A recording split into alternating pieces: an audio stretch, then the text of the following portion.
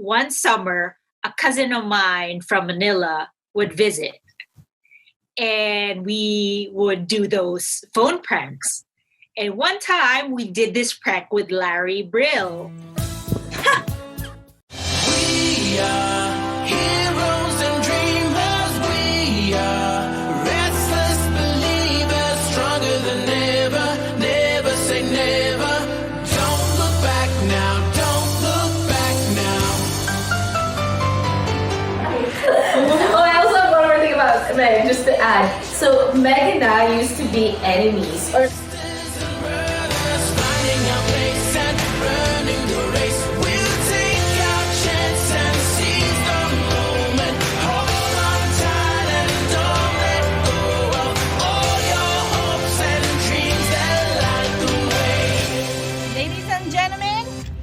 it's a wrap!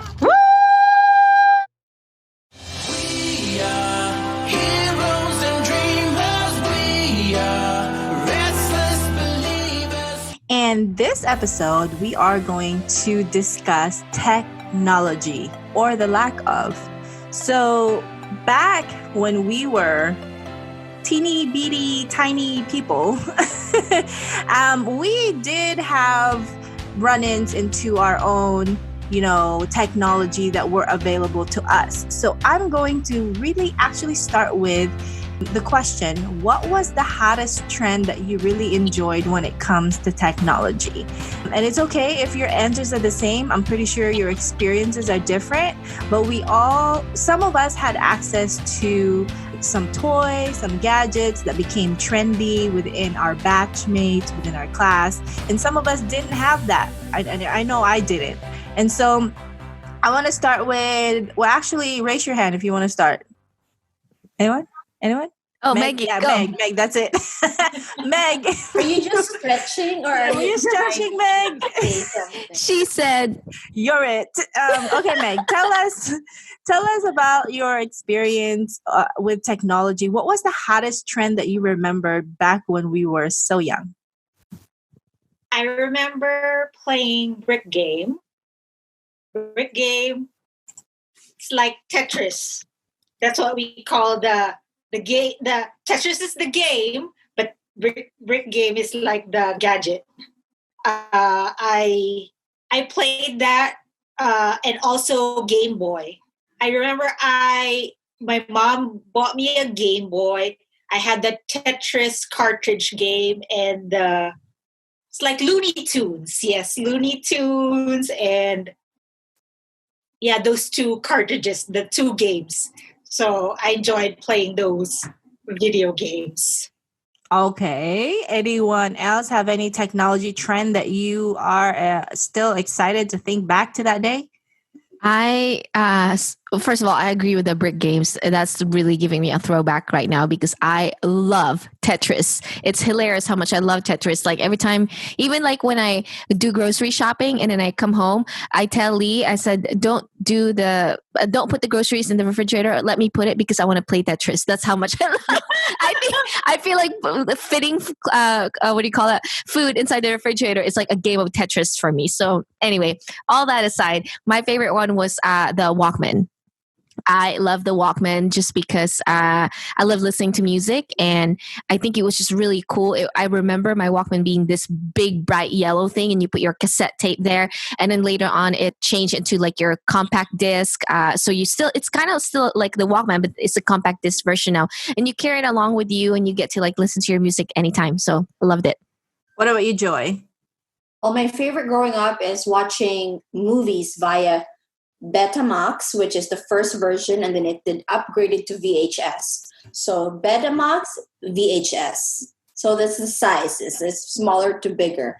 I enjoyed going to these places where I could rent movies, and I watch Home Alone, Sandlot, whatever, all the other nostalgic movies that we grew up with.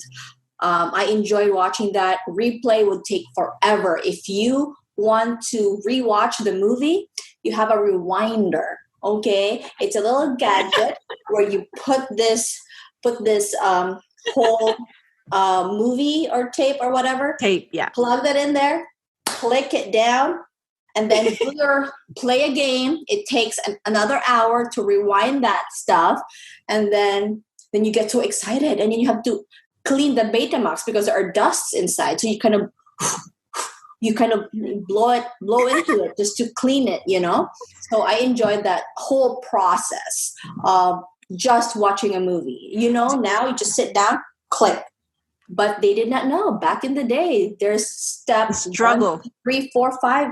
That was the fun of it. Did you ever have to experience watching the movie and then the entire tape coils inside and gets tangled? Oh yeah, and that's getting problem solving. That is the fun part too. It was annoying, but looking back, it was actually so much fun just twirling the little button or wheel that you.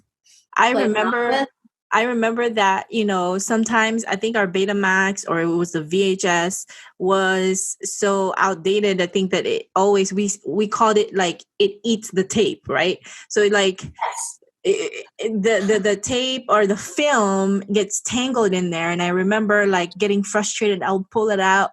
And it was my favorite movie, Honey, I Shrunk the Kids. So no, I can't break it. It broke.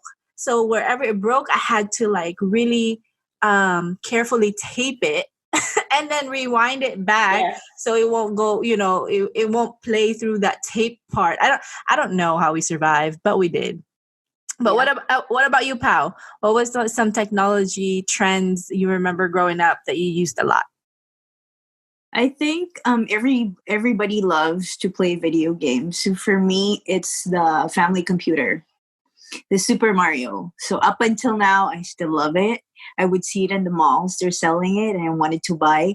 And it's so expensive. It's like $50. And I was like, nah, back then it's only 200 pesos. No.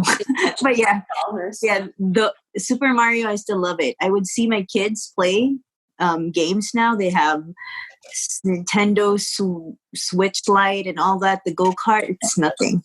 The family computer, the Super Mario is still the best. Battle City.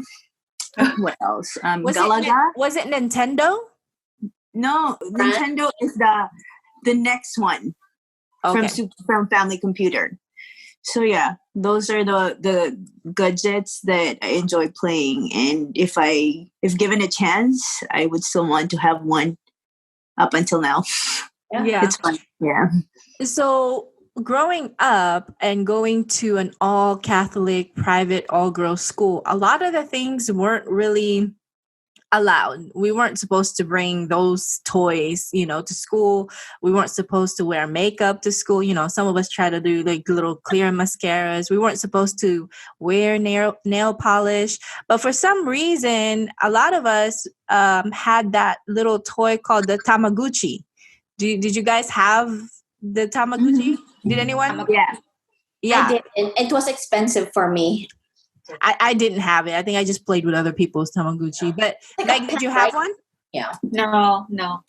Joy, you had one? Nope. Who had one? It's really fun. One. Yeah, I didn't have one either, but I remember playing someone else's Tamaguchi. I feel like I had one as a kid, but I'm pretty sure I didn't. Like, we just played with other people's toys. Right. So, Pao, you had a Tamaguchi. Talk about what a Tamaguchi was. It's like a small device. So you're going to have a pet. So you're going to, example, if you want like a dog pet or, I don't know, there's different choices of pets that you want. So you have, first, I don't know, for some reason it started with an egg. Even though it's a dog, it's a cat, but it started with an egg. And then you'll take care of it. It will hatch. And then after that, you have to bathe, you have to feed, you have to make the little tiny animals poop, whatever is necessary, you have to take care. Example, if that Tamaguchi, the animal, you didn't let him poop, it's gonna die. It's not gonna die, but it's gonna, like, there's pictures of that particular animal that he's gonna have a lot of poop in his face or pee or something like that. I can't remember the exact thing, but I know for a fact I got a Tamagotchi because of my auntie she's in America, so they sent it to me. So it was a privilege, but I didn't buy it. on my own. Yeah. Yeah. Yeah, but like Kat said, it's funny that I don't think besides Pound, none of us had it. But I remember clearly playing with someone else's Tamaguchi. But it was great because I think it taught us some kind of responsibility. If you want a pet, then you have to feed it, bathe it. I mean, I guess not take it for a walk, but things like that they had to do to play. Kat, did you have something to say? No, actually, just not Tamaguchi. For me, I remember laser discs. Laser discs was a big thing for me, and that was when we got I think it was in high school at that point. For me, the laser disc was like a big thing, and I remember it's like from laser disc, and then it went to like DVD, and then now it's obviously everything now is just online. But VCD. right, CD.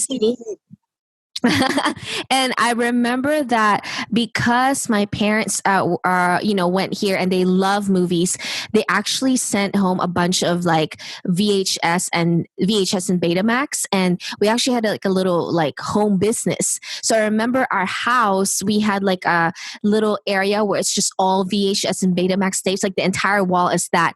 And then I became someone that literally classmates or teachers can borrow from, and then it became like a business where they would pay me and I would give them I became basically like a library of like VHS and Betamax like movies, that stuff that would come out in the States and hasn't yet come out in the Philippines. I would have some of those movies first because my parents would send it home to the Philippines and I would just have copies of it, and I would like basically talk about what do you call that, plagiarism or whatever.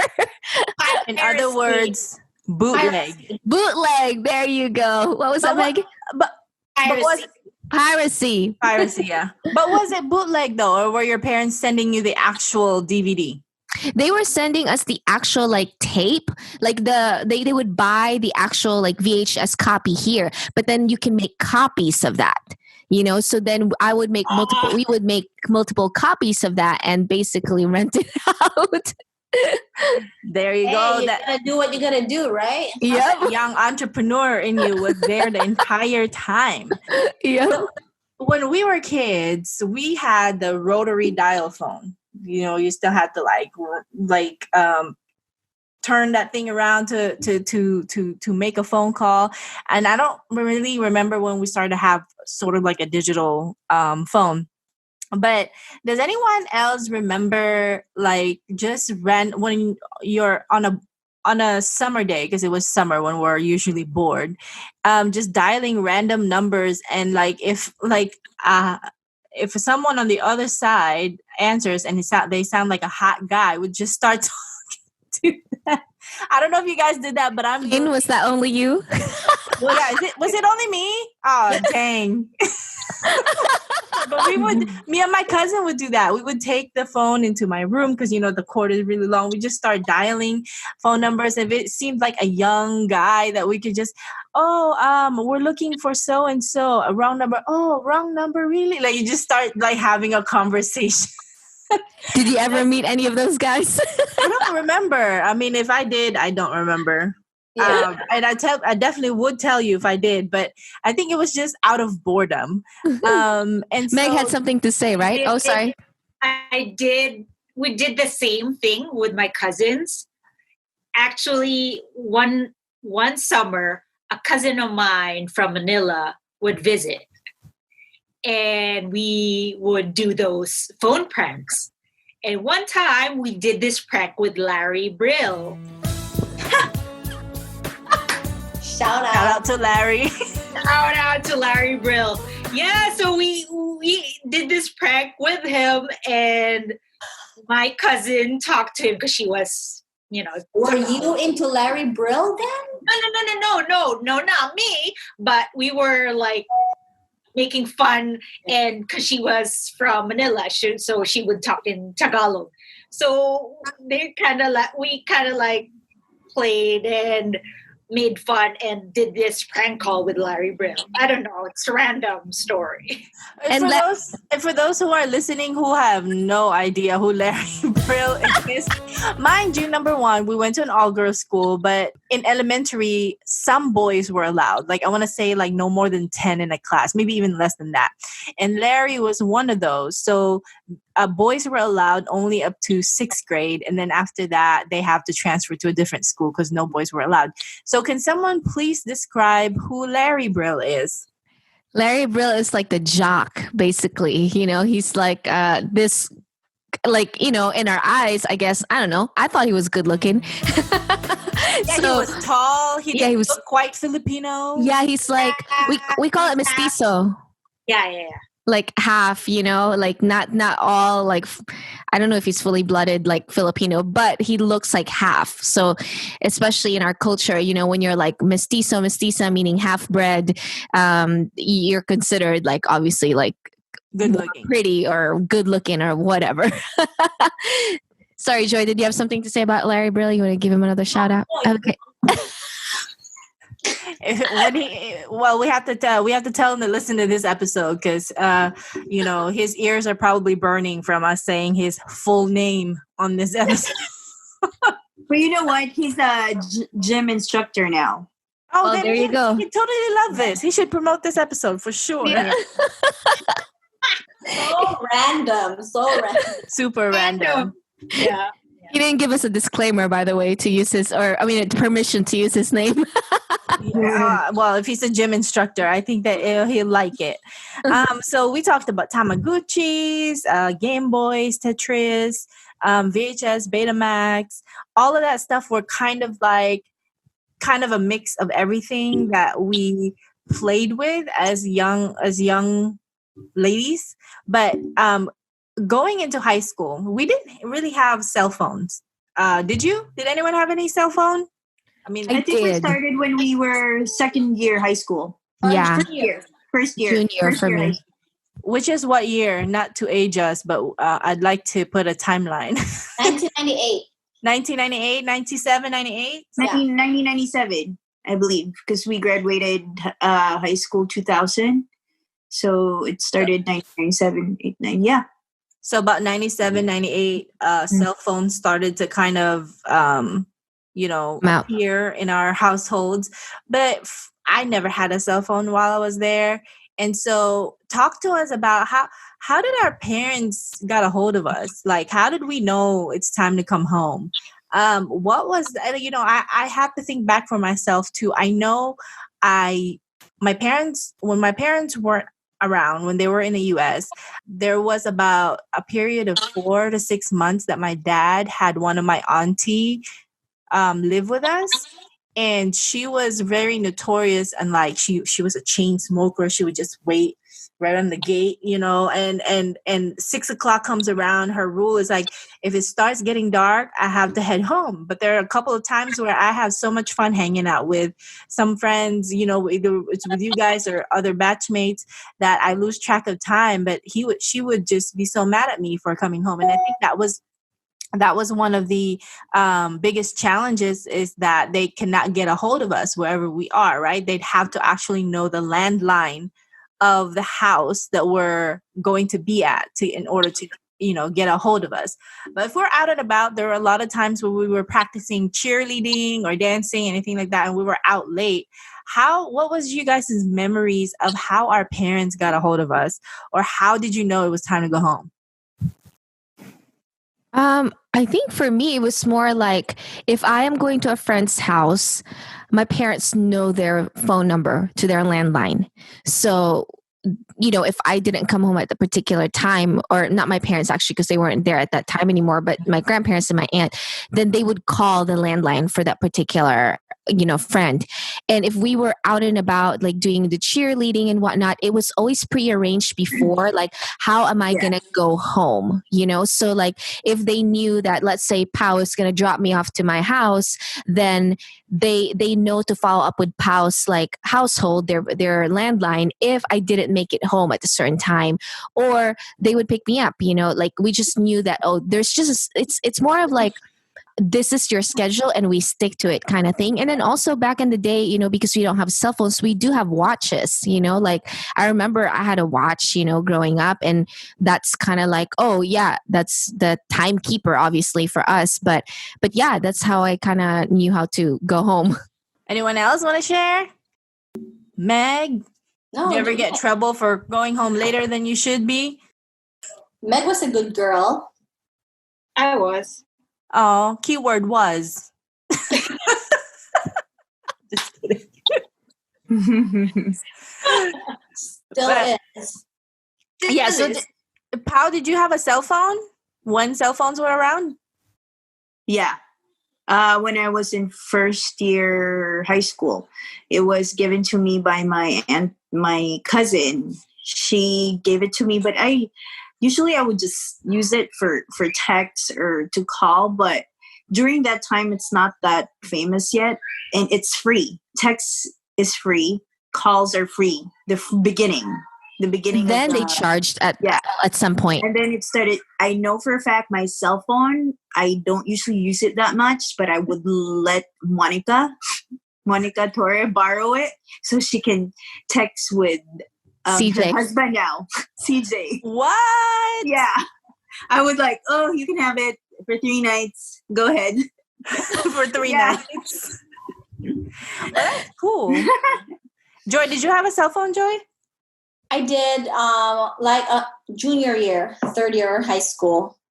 That's when everyone started to have cell phones, and it was the Nokia 5150 110. original. Okay. For me, Nokia 4210. Nokia 4210 for me. Oh, that's the second one? Oh, Yeah. wow. I didn't even know. It was the Nokia 5150, where you could change the covers, you know, and they had that one game, Snake. And I can do it for hours. Can you imagine there's only one game in that cell phone and we could just spend hours? Now we have a lot of options. Candy Totally. Crush, whatever. But you know what? But cell we enjoyed it. I did. With cell phones before, so mine was just an Alcatel, but like, you know, like we were using it, and there was a point in my life, and I was telling somebody, a friend, it would be nice if we will have cell phones that you can see whoever you're talking to, and then look at now. Wow, Yeah, that's look at this. So look at it. Your Like, vision. we're doing a Zoom now, but yeah. So then my other biggest memory technology wise was actually in high school, and I cannot remember the teacher's name, but she had a short hair and she taught us PowerPoint. Do you Miss guys remember? Lopez. Oh, Miss Lopez. Is that who it was? Yeah. Lopez. I remember we were like in a room near the chapel somewhere where we had all these computers, and we would learn not Photoshop, but PowerPoint. And what stood out to me, and still to this day, you know, in spite of my repressed memories, because I don't remember a lot, but that stood out to me because I just remember having a great time and learning how to animate on PowerPoint. Because when I moved here to the US and I went to high school here in the US, they don't teach you how to animate on PowerPoint. And I don't know if teachers even knew how to animate. I mean, they did teach you how to transition slides from one slide to another, but Ms. Lopez taught us how to make like an animation story. Like she made us like do like little cartoon film using like PowerPoint. And I remember that because that was so cool back then. And speaking of computers, when they were like really big and clunky, there was one thing that we all started to enjoy while we were in high school, and that was like chatting with different people from anywhere in the world. And who wants Joy? If you want to share your chatting experience, talk about what we use, that platform we used to chat with other people around the world. Well, from what I remember, we have this certain chat room. It's called MIRC, and you have a different nickname. So I remember, like, our other friend Maan, like she was like my chat room buddy, and we were like, okay, let's go on this chat room a certain time, and we would go in, and then we would know that our crush will be there, and we would know the nicknames of the crushes, and we would just like stalk them, and those fun times, and you have different nicknames, and those are my memories of the chat rooms, and you have this very basic introduction every time you start the chat, which is hi. ASL. ASL means age, sex, or the gender, location. So it's pretty basic. And then they'll say, 16 female Bacolod. I don't know. That's how the conversation started. And then 16 Bacolod home site, 16 Bacolod Takuling. no, you're female or male. Oh, right. Sorry, 16 female. But and then they'll ask, where in Bacolod? Oh, Barangay Mango. Oh, really? I'm on Barangay Tupo Tupo or whatever it is. So, Joy, how did you know your crush's usernames? From rumors, and investigation. Yeah, we were FBI agents back then. That's how we're very good Still now. in this day and age. Yes, Totally. That's how we know how to stalk guys. I think all females know how to stalk guys for sure. So if you're a dude out there listening to this, don't say we never warned you. But anyone else did the Guys chat room? or girls? Guys or girls, yes. But we're talking about girls, okay? But don't miss the point.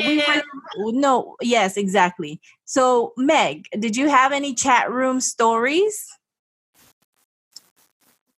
With my cousins, we chatted with a couple people, but the people were here in the States. That was like random. That's what I remembered. Yeah, I remember that too. Anyone else have any chat room stories?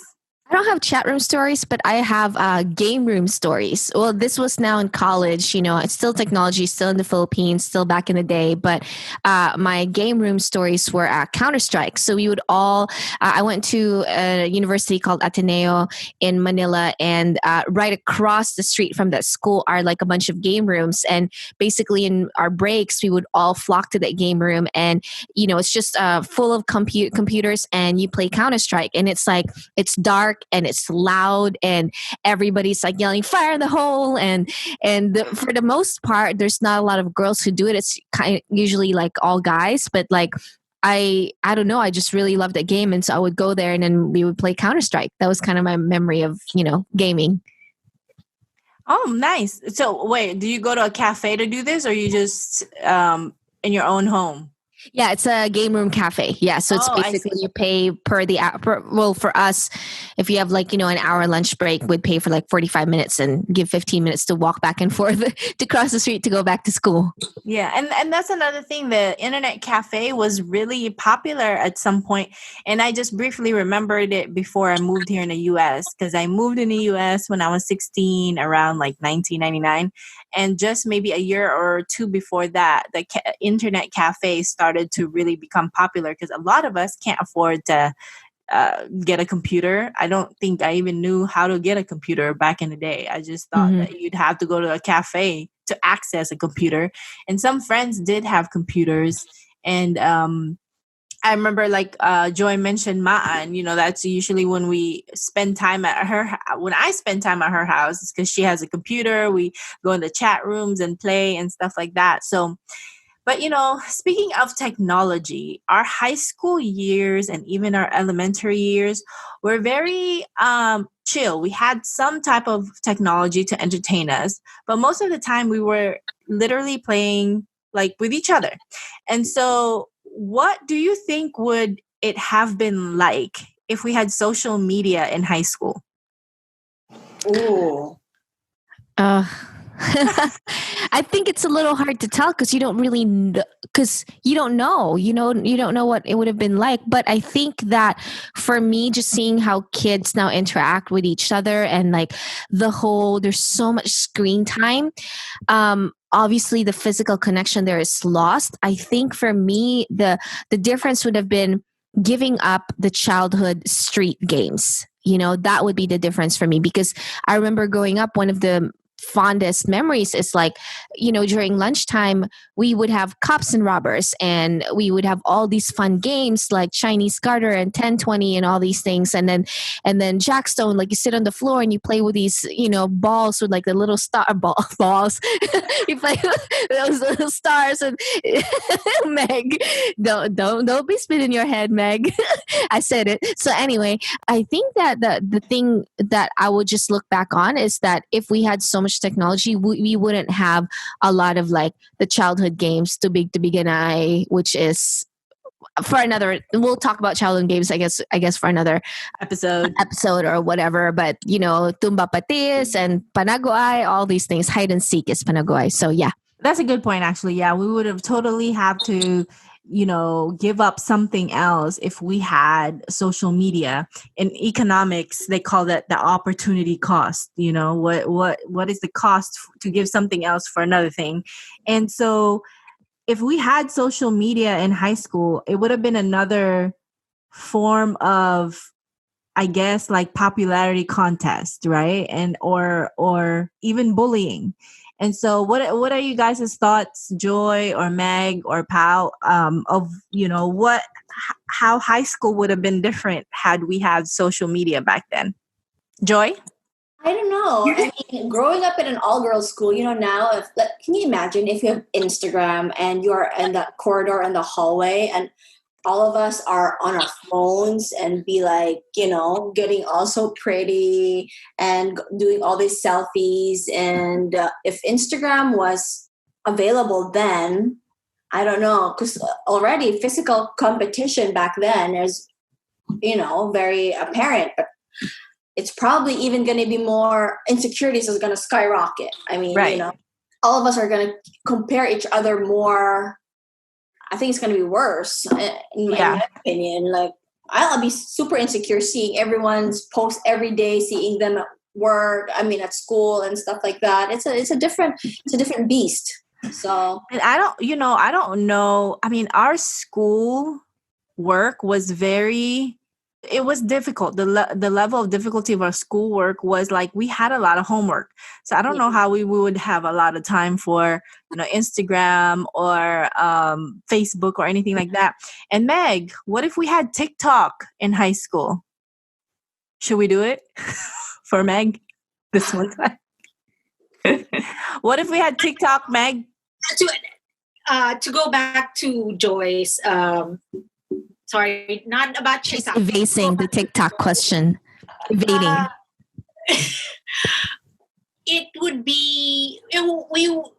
There would be more peer pressure to compete with like to be popular, to be in exactly.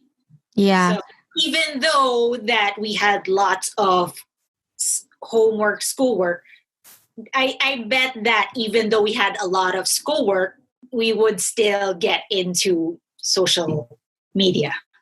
And I wonder if there is somehow a correlation between the fact that we didn't have a lot of that competition, like more of competition that's put upon us because of the pressure of social media, because obviously, as we all agree that, growing up, there's always that little bit of that competition, the whole like who's in the in-group, I think that's very normal anyway, just as a regular thing.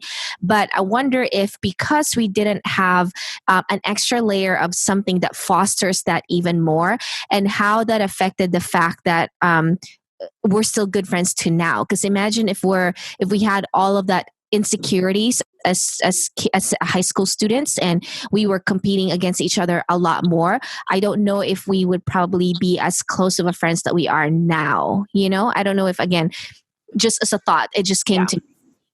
Yeah, totally. I'm just, I'm thinking now with the kids in this day and age where they have so much access to things now. I know Pao mentioned the other day, or was it yesterday, that you said your kids have screen time. They can only play for 2 hours on their phones. So, we didn't have all the issues of those challenges back in the days.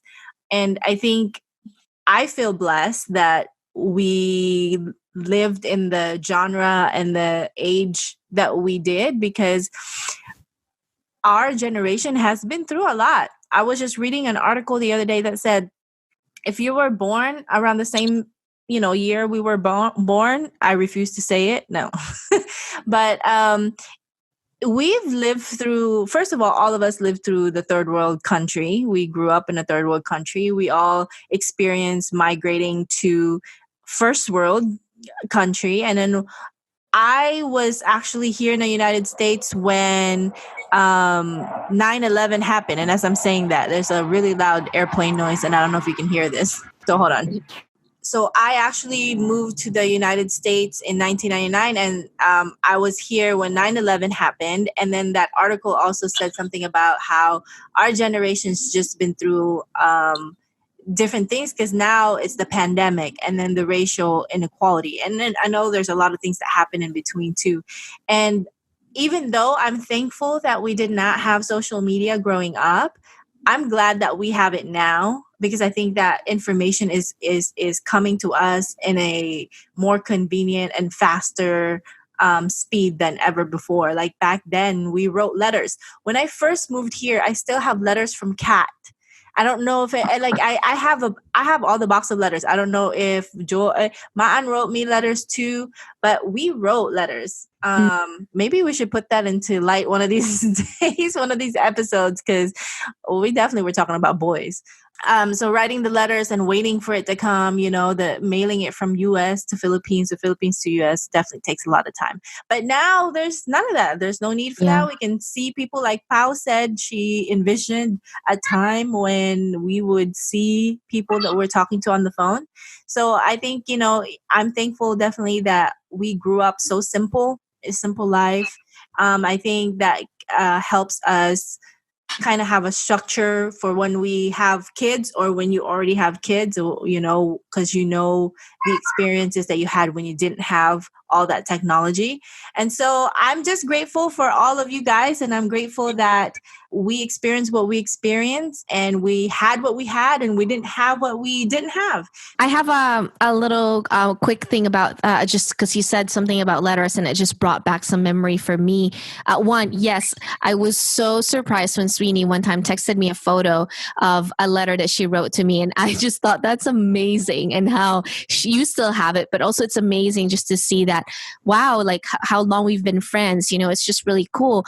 When you said letters, the one thing that really came to my mind is diaries. So, I don't know. I mean, I'm sure that still to this day, a lot of us like to journal, like probably, young teens into high school and college. People love to write. People love to journal. And it's something that I don't think will ever go away. But the way of journaling is different now. Like right now, I have a journal on my phone. I have this thing called Day One Daily Journal or something like that I can write into every day, but it's locked with my passcode. So like if I'm writing anything on there, that's really personal to me, no one can see that. The diary though, right? We did have a lock for it. I remember having a lock for it. It's usually like a little heart like lock, and then and then you have to hide the key, because everything that you're going to write in that diary is really, really, really personal. But the thing is, like, it's so important for you to keep it a secret, and there's no technology to keep it a secret other than literally making sure that you hide the key away. So I just thought that was really interesting. Speaking of diaries, do you guys still have any of your diaries? I do, back at home. No for Meg, no for Joy? I do still have. You still have? We might have to dare each other to read a page from that diary. Oh, goodness. Oh. I still have mine. I actually lost, I forgot one back home. I don't know where it is now. And I'm embarrassed for whoever gets to read that thing. But thank you guys for all of your input about technology. I think that, it rehashed a lot of memories about Betamax, VHS, Tamaguchis. I didn't have one, but I'm pretty sure I played with someone else's. Tamaguchi. And that's the thing. I don't really remember anyone being so selfish not to let you play with their toys. Like, I don't, I feel like everyone was pretty much like just sharing what they have with other people, like Pau sharing her cell phone for 3 nights for Monica to talk with her boo thing back then, but now it's her husband. So I guess we can say that here. 3 kids, right? 3 kids. Yeah. Crazy. So this doesn't have anything to do with technology at all. This is so super random question that we ask at the end of our episode because we just want to be funky and we want you to get to know us better. So here's my random question. Who is most likely to throw dishes across the room when they're angry? 3, 2, 1. Joy. Joy. Joy, look at Joy. Joy's the funniest girl, but don't cross her and put all the dishes away when she's angry. Wait, so I said Joy, Sweeney said Joy, Joy said her, so she knows herself. Meg, who was your answer? And Pao, who was your answer? Joy. Joy. Wow, it's unanimous. Look at that. Really? Am I not angelic enough for you? Not when you're angry. No, I'm just Ask my husband. I've seen the worst. My God. Yeah, have you thrown dishes yet since you've been married? Not dishes, but I threw a huge flashlight once at Lee as he like left the room and shut the door, and the flashlight hit the door, and then the flashlight just completely broke. And it was a huge flashlight, and then I look at it on the floor and it's all in pieces, and I said, well, that was stupid. Scott, you're the second runner-up. And I never did that again. Never threw anything again because I said, nope, that's stupid. Yeah. I think there was a point in time I was dating this guy and we had an argument and there was a screwdriver next to me and I thought about it. But of course I can't like throw a screwdriver like a dart on someone because I mean that would be murder or something, right? But I definitely, you know how if you've seen Mean Girls, it definitely played it in my head. Like and it was so satisfying. So I mean not dishes though. All right, thanks guys. Hi everyone, thank you so much for watching another episode of All Abroad Podcast. If you're listening to us on one of your favorite podcast platforms, please don't forget to rate us and subscribe. Or if you're watching us on YouTube, please don't forget to hit like and subscribe. And we will see you next time.